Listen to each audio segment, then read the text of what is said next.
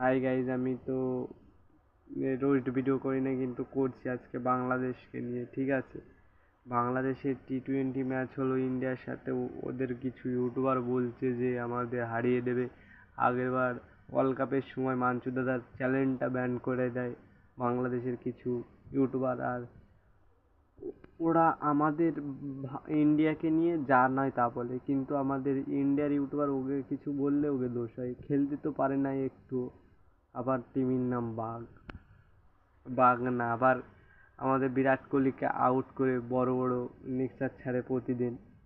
সে বিরাট কোহলি কিংবদন্তি প্লেয়ার, আর ওরা তো জানে না যে আউট করেছে সে তো 2 দিন আগের গুরুগড়া প্লেয়ার।